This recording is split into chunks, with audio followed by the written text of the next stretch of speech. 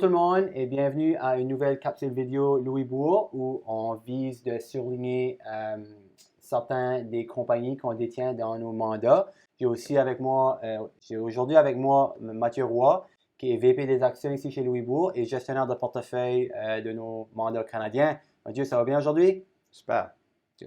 Alors Mathieu, pourrais-tu nous faire un survol d'un type d'entreprise qu'on aime détenir dans nos mandats canadiens? Parfait. Merci Marcel. Je pense que c'est le fun. C'est plaisant de faire le survol d'une position importante que nos investisseurs ont au sein de leur portefeuille, que ce soit à l'intérieur d'un des fonds d'actions canadiennes qu'ils détiennent ou directement dans une des stratégies d'investissement. Colliers, c'est un nom que vous avez peut-être vu sur des espaces commerciaux dans votre ville, mais peut-être vous ne savez pas tous les services que la compagnie offre.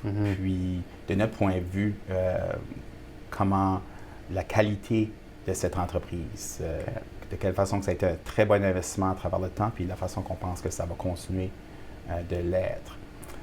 Une des raisons que ça a été une superbe entreprise, c'est que la compagnie a la capacité, elle a eu l'exécution de croître le capital de ses actionnaires. Donc, elle a beaucoup de projets, puis elle a la capacité de réinvestir les cash flows de façon régulière. C'est une entreprise qui a commencé en 1972. Son fondateur, Jay Hennick, a créé une entreprise de services de piscine. Puis, depuis cette période, a continué d'acheter d'autres entreprises de services sous la bannière First Service. Cette compagnie-là, First Service, en 2005, elle a réussi à consolider le contrôle de la marque Colliers, qui existe depuis 1898. Elle a grossi les deux entreprises, puis en 2015,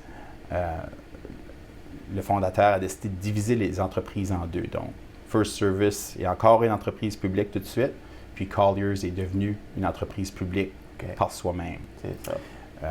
First Service est aussi une très belle entreprise qu'on a déjà détenue. Colliers est encore mené par son fondateur. Il y a encore le directeur général de l'entreprise qui détient 20% des actions, qui est significatif lorsqu'on pense à la taille de l'entreprise. Puis il non plus dans le processus de réduire sa position. Donc, on voit la confiance au sein de son entreprise. Une des raisons que la compagnie a tant de succès, c'est que le type de service qu'elle offre ne demande pas beaucoup de capital.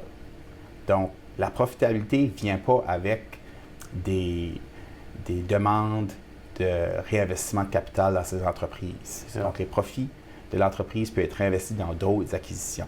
Donc, on appelle ça high free cash flow comme entreprise. Le retour sur l'avoir des actionnaires est élevé. Puis, ces facteurs-là contribuent à être capable de croître la profitabilité par action de 15 à 20 % par année. Puis, une des raisons, c'est qu'ils continuent d'avoir beaucoup de projets d'investissement. On pense à Colliers comme vendre des édifices commerciaux. Ils font ça. Et il y a de la volatilité par rapport à cette activité-là. C'est sûr. Mais aussi, ils font la location de ces édifices commerciaux-là. Ils représentent les acheteurs et les vendeurs. Puis ils font aussi plein d'autres services par rapport à l'immobilier. Donc, par exemple, l'évaluation de la valeur des entreprises.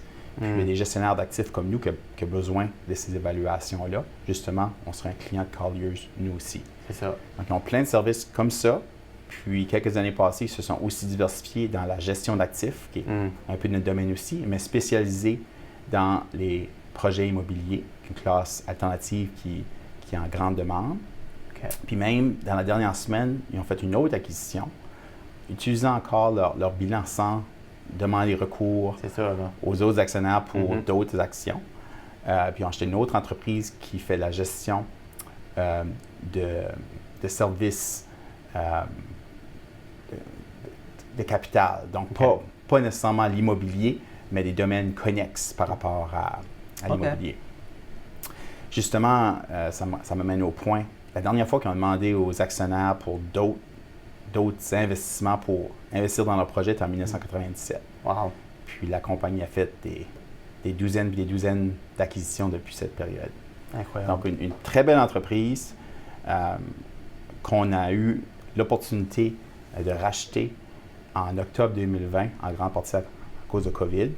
Oui. La valorisation était très intéressante à ce moment-là. Puis elle est encore aujourd'hui. L'entreprise se transige à 21 fois les profits, puis son free cash yield est de 6 qui est très attirant pour une entreprise qui est capable de croître à la vitesse qu'elle croît, puis qui n'a pas de risque significatif par rapport à la substitution de ses services ou même de risque financier. L'investissement a très bien fonctionné. On a déjà doublé notre investissement depuis l'achat en octobre 2020. Maintenant, c'est des situations exceptionnelles avec COVID qui a créé une opportunité en or, mais le type de service qu'elle offre, l'opportunité qu'elle a devant elle, le niveau de valorisation qu'on paye pour l'entreprise, puis la capacité qu'elle a de croître son profit par action en moyenne, on pense que ça va être un autre double en termes d'investissement, mais ça va peut-être prendre 5 ans. Puis on va être super content avec ça. C'est sûr. Puis c'est ça qui est la situation.